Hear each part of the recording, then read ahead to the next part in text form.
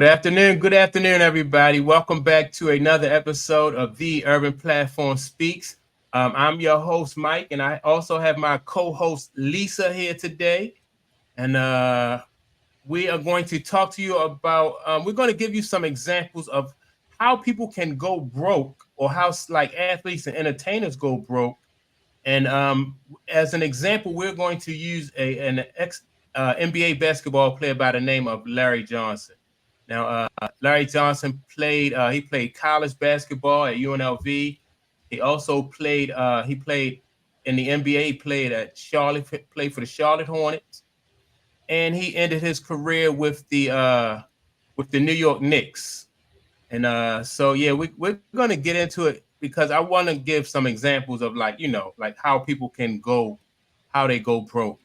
And so all right, so let me go into like the first thing that I think people, like a lot of people and athletes, go broke from, and that is bad investments. Now, what do you have anything to say about this one, Lisa? Like bad investments? Oh, personally and professionally. Yeah, yeah, Yes, yeah. Me, I do actually. yeah. Well, I don't know Larry's particular story, but I do know that some other people in the spotlight, like even Mike Tyson and Mm-hmm. MC Hammer, which we talked about in a previous show on money, due to bad mismanagement of money, bad investments. Mike Right, Tyson also, had a lavish lifestyle along with MC Hammer, and they pretty much went through their fortunes right away. With Mike, right. it was some very bad investments into some businesses and with people. And so, obviously he's recouped some of that, but Mm-hmm. not all of it. Yeah, yeah. And the thing I like to like people think that like just because like when you come into the kind of money that athletes and entertainers come into, that people think that they a lot of times like it's going to be easy like once you have money then you'll that'll make you good at investing, but there's still like a learning curve because most of the time they're going into businesses and professions that they know, that they don't know anything about. And so that's where a lot of their downfall comes from as far as like, bad investments and relying on other people. True. That Mhm. is true. And the sad part about that, and I've said this before in our previous Money Monday show on money, is that if you're not good with money when you're broke, All and then right. you get money, you're Mm, not, unless you surround yourself with financial advisors or people who are smart and can help you and help educate you on the use of that money, you're going mhm. to blow that money just like when you were broke, and you're going to Right. wind up back to being broke. So the interesting thing is, according to FINRA, which is the financial industry regulatory body that we have in the United States, Okay. they did a survey in April of 2023 and showed that out of 28,000 Americans that they surveyed, um, basically 2%, we declined 2% lower in financial literacy than we did Mm. before the pandemic. Oh and wow. and so that is attributed to people still not understanding basic financial concepts like budgeting and saving and investing. And the other thing that helped bring that percentage down is the fact that we got, there was unemployment, right, through the Right. pandemic, but we also got bombarded with free money. So a lot of people, instead of taking some of that stimulus cash and maybe squirreling some of it away for a rainy day, Mhm. a lot of people went and bought TVs and, Oh decided to yeah. get themselves into debt with lavish, extravagances like new Yeah. cars and bags and trips. And that creates a whole different, like, whoa, we didn't have this money before. So let's go crazy with the money. And unfortunately, that also created a compounding credit card dependent, which the United States credit card debt has also increased. Yeah, I can see that.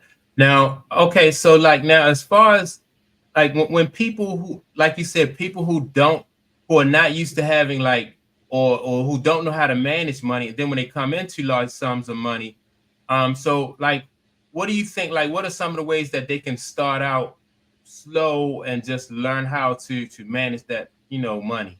Well, I think maybe the simplest thing is to put away 10%.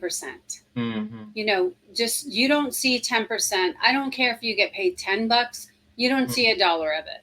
I don't Right. care if you get paid $100,000. You don't see 10% of it. Right. And then you work with what you have.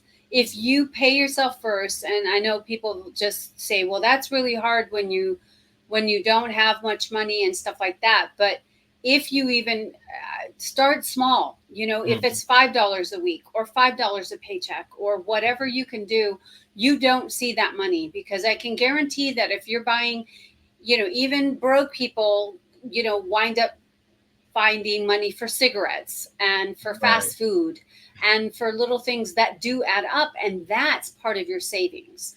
So I think at the very minimum, pay yourself first. I don't care what it is, $5 a week. Pay yourself first. I can, and I can definitely attest to that, because like, I mean, I have always been a saver ever since I was a young kid. I used to cut grass and rake leaves and all that stuff around the neighborhood, and I save money. And so I think it's a good habit to develop early. It's like saving money. And and a good start is, like you said, 10%. Like I try to do like 20%, but I think a good start is like 10%. Or if you can't, even if you can't do 10%, just save what you can. I used to keep a change jar on my dresser, and like when I used to come back from the laundromat, any change or quarters that I had left, I should just throw that in in the change jar. And by the end of the year, it'll be a few $100. So that too can just get you in the habit of saving. I think that's a good one too. Absolutely. Yeah. And all right, so now this next one is spending it all, right? And so this kind of goes into bad investments, but some people they don't even try to invest. They just go ahead because they think once the money start coming in, I don't care what profession you're in, they think that it's going to always come like that, or they just fail to think about or consider the future. And so they wind up spending it all, which is Yes. sad. Yes, and we've heard that the average, lottery winner is broke within 1 to 3 years, if not within the first year. So Yeah, that's crazy. it's because, again, it's the origin is just not, it's financial literacy or illiteracy. You're not either taught or you haven't sought out basic money know-how, basic money education. I mean, there's so many videos you can watch for free on it. It's kind of silly to me why in the United States, with so much technology and so much bombarding of information, that you can't watch a video, that people choose not to or don't watch videos on financial literacy. I mean, free education really is everywhere, and you don't have to be a multimillionaire to get it. Yeah, that's true. And also I want to add to that by just saying that, like, some people, I think people have to have a way of like to like continue that earning, like, because like once you stop earning that money, then it's most likely that your lifestyle is going to change, but people continue to spend like like they still have the money that they're used to making. And so that goes for people like athletes, entertainers, and it also go for people who retire. Like, you have to, I mean, like, budgeting your money is like a lifelong, really, it's a lifelong thing that you have to do throughout your life. Absolutely. And as I mentioned earlier about Mike Tyson, I mean, when you come into money that allows you an extravagant lifestyle, you really have to really have to evaluate how long can you sustain that lifestyle. I mean, for example, it was quoted one time that Jennifer Lopez supports an entire ecosystem of people in her entourage because she has, makeup artists and cleaners and nannies and this and that. So she alone, obviously, she makes a lot of money per year, but she also has a lifestyle that has to support the salaries of those people that are in that lifestyle. And most people don't take that into account when they win a lottery and go blow it on some $5 million house, that they don't really understand that there's an upkeep to that house. There's an upkeep to that new lifestyle. And that costs money. Yeah. Yep. And you know what? Recently, I was just talking to one of my nephews, and he was talking about getting a new truck, a luxury SUV. And then I explained that to him, that like those vehicles are easy to get off the lot, but the maintenance for those, for those vehicles is just through the roof. And so a lot of times you're going to pay just so much in maintenance just to upkeep those vehicles, and like you said, upkeep our house. So it would be wise for people to like, consider the future when they make major purchases like that. Yeah. Very true. And in addition to that, the minute he drives that new vehicle off the lot, it loses 20% of its value. Right. Yeah. So I tried to explain that to him.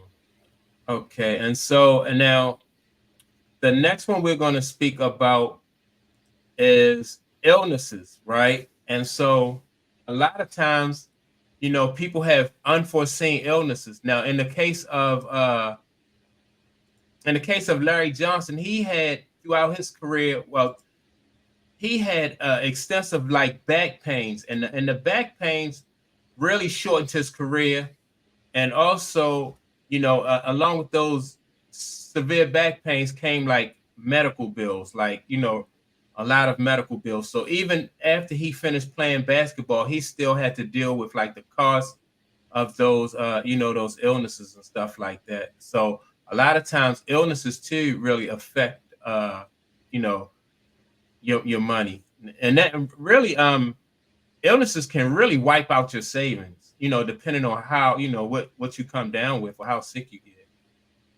Oh, absolutely. I mean, we all know that the cost of U.S. healthcare is extremely through the roof, and the quality of that healthcare is not necessarily as high as the costs. But you are absolutely correct. One illness, one surgery, one mishap can wipe your savings out in an instant. And they say that, in the United States, 1 in 5 people over the age of 50, I believe, does not have anything for retirement. Oh, wow. Yeah. 1 in 5 in the United States. And it might be higher for those over 65. And not to get too far into the weeds here, but obviously the cost of inflation, the cost of healthcare, the cost of living in a house, or the cost of just having shelter over your head is obviously extremely higher than it was perhaps even 5 years ago. So it is. Yeah. All those factors, and then getting hit with some kind of an illness, that is a recipe for financial calamity. Yeah.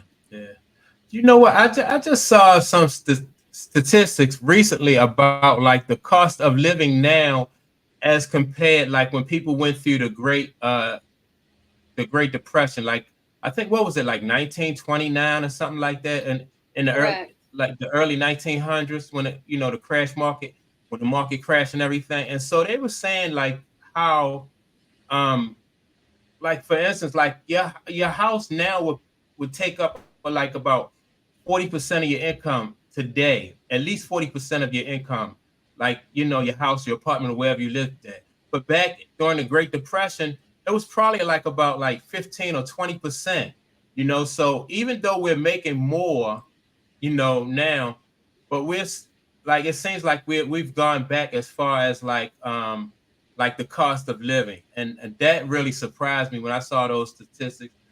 And also they said like a car back then would cost probably like about 5% of your income, but now it's like up to about like 20% of your income. So everything now is probably like about, like, the cost of living probably is at least 3 to 4 times, worse than it was back during the Great Depression. But we don't seem to get it because we think that, we're making so much more money. Yeah, you're absolutely right. Absolutely right. Yeah, I just thought that was that was an interesting way to look at it. Like the percentage of what it costs now as opposed to like what it used to cost. And I don't think that people realize that if you're making, say, $20 an hour, okay, if you're making $20 an hour and you work 5 hours, that's $100, right? Right. But you go and blow, and mind you, you don't get that full $100 because you have to pay, your Social Security tax, you have to pay your Medicare tax, you have to pay taxes. So maybe out of that $100, you might bring home 70. Let's just call it an even 70 just for giggles, maybe even 60. Okay. Yeah. But then you go out and you go to a movie or you blow it on something that costs you $100. Yeah. So you basically worked 5 hours plus to spend that $100. Yeah. Do you see what I'm saying? So right, if people started looking at their lattes and their Coach bags and their new trucks as how much time they work for that money, for that, for that object, they would rethink purchases. Because even a $5 or $7 latte, if you're making $15 an hour, that's half of what you're going to bring home. Yeah. That's an excellent point. One of my nephews asked me to buy him a pair of sneakers, and I asked him how much the sneakers were, right? And so he said the sneakers were $200. And so I told him, I was like, well, do you know how long it takes me to make $200? And when I broke it down to him like that, I was like, no, man, you have to find a way to earn money, because I can't work for 2 hours, you know what I mean? And to be able to just to give you some $200 sneakers. I said, money is just too hard to come by. I said, you need to figure out so you'll know like what goes into earning $200. And I said, believe me, once you are able to, what it takes to earn $200, then you won't be so quick to ask somebody else for $200. Absolutely. Yeah. And like you said, like I said, it's a great point, a great tie-in to this, Mike, is that he's going to realize that it's going to take him more than 2 hours to make that $200. Yeah. Oh yeah. It might take you 2 hours, but it's going to take him a lot longer than 2 hours to make, unless he's doing something that I need to be watching his podcast on, Right. Yeah, exactly. Yeah. And so, and that's, I think, and that right there too leads into like when parents showing their kids like the value of $1, and letting them earn money, so they will be, because if they earn money, like I said, they will be less likely to want to to blow it and spend it on, because now they earn money, now they have to budget their money, because so that's I think it would be well served for parents to start kids early on, and letting them know how to budget those dollars. Yeah. But all right, so definitely illness can really take up a big chunk of your it can really hurt your pockets, like illness. All right, so now we're going to go into, all right, divorce. Now, I heard a lawyer say that one time. The only person who makes out in a divorce is the lawyer. The wife don't make out. The ex-wife or the ex-husband don't make out. The only person who really get paid from divorce is the lawyer. So this is another, this is another way that people, divorce really can hurt people's pockets. So Yes, Mike. I personally know that just Mhm. different. When I went through my divorce Mhm. 7 years ago, it's not that it affected me too much financially because at that time I was paying a lot of my own bills Okay. personally.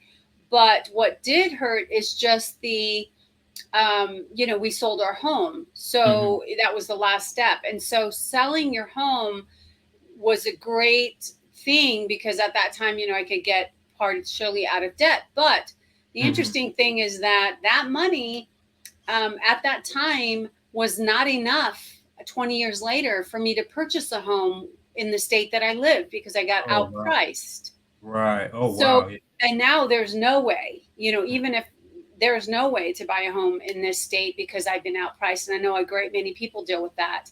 The interesting thing about a gray divorce, and that is called gray divorce, is for people over 50 who do get divorced after 20 years or so. It is hard, especially for women. I only say that because most of the time, some women are some of the ones that I know, either some of the men had a great income, and so the women did get a lot, 6 and 7 figure divorce settlements. And then you have the other half where like you said, nobody wins except the attorney. And the thing about that is most women in a divorce, especially if they spent time raising their children, they don't get retirement benefits as moms. Right. Yeah. So Oh, nobody yeah. is contributing to their 401k or their retirement plan when they're a stay-at-home mom. Yeah. Yeah. That's So true. That's it is you get your freedom, but that freedom isn't free. And yeah. it sure leaves you financially strapped if you're not Yeah. smart. Yeah. Yeah. So, and yeah, that's something that I never really considered too. Like you said, once you sell that house and you're out of the market, it's hard to get back into the housing market. Wow. Yeah. That's really something to think about. Yeah. So yeah, divorce can really hurt both parties. Really hurt both parties, financially. Also, that's a tough one. So if I had the answer to how to avoid divorce, I'd probably be a millionaire. Yeah, that would be another show. Yeah, yeah, yeah. All right, so let's go into now. Along with divorce comes child support. Now, this child support can really set people back too. And a lot of professional athletes, actors, and entertainers run into this. Um, especially some athletes or entertainers they just have a whole bunch of kids just living recklessly. Not just athletes and entertainers, but a lot of people some people have, just live recklessly, not really considering the future, not thinking about the consequences until they get hit with this child support, and that really right there. Because I think like child support now, like when they do take child support out, I mean, that comes out of your check. So that's not even like taxed or anything. Like, so if they say you're gonna pay X amount of dollars for child support, that money comes out. Like, so after you have already paid your taxes, you already paid, some other bills or something like that, then the child support comes out there. That's really like a heavy bill. Yeah, some states can garnish your wages, Yeah. obviously depending upon the divorce settlement, or if you're behind on your child support payments, things of that nature. I mean, I was fortunate. I didn't have to deal with that in my situation. My ex-husband and I were amicable enough that we avoided that. But I know some people who have not had the benefit of having their ex-husband's wages garnished, and so they become single parents, and that's another show. But Yeah. in of it, in of itself, child support is another bill that whoever gets hit with it is legally obligated to pay. And unfortunately, some people can't pay it, but they are also leaving their children to suffer for the lack of the child support payment. So it's kind of a double-edged sword there. Yeah, it is. It is. It is. Yeah. So my situation was a lot like yours in that I didn't have to. We were able to work out like the child care, the child support, the health care, and all that stuff without going through the courts. So I was fortunate, in that situation too. And then, because I did have friends who I used to have to listen to them complain about child support payments and stuff like that. And I used to just tell them, I was like, all you can do is just, you got to find ways to make more income, because it is what it is, until you make your kid go to college or something like that. You just have to find a way to earn more money because, you don't want to shortchange the kid. So, Great point, Mike. Yeah, Great you point. definitely don't want to shortchange the kid just because you're upset about a child support payment. But yeah, I was fortunate enough I didn't have to do that, and then, because I just didn't feel like, like the court should have to enforce, me taking care of my daughter. So, we worked that out. Well, going back to the divorce part, if you can have an amicable divorce, meaning both parties are friendly, you keep your emotions out of it, and if you have children, consider the sake of the child before your own ego. It makes life so much easier. It's not to say that everything is unicorns and rainbows. I'm just saying that if you can put your emotions aside and think of the welfare of the child, what is best, how can you both make these financial obligations work? Everything else is it's just not it's not relevant. Right. Yeah, that's an excellent point. I agree with that too. I think I was fortunate enough too to be in a situation where I had that mindset, just like put my daughter first, and then so my ex realized that was my intention, that was my intent, and then so we just worked it out. So yeah, it's important to put the kids first, but yeah, a lot of times, like if you have a person, like if the guy's selfish and he has a track record of being selfish, and so his ex may not trust that he followed through on, his commitments, then she might, feel like it'll be safer for her just to go through the courts to deal with that situation, So yeah, that's an excellent point. Yeah.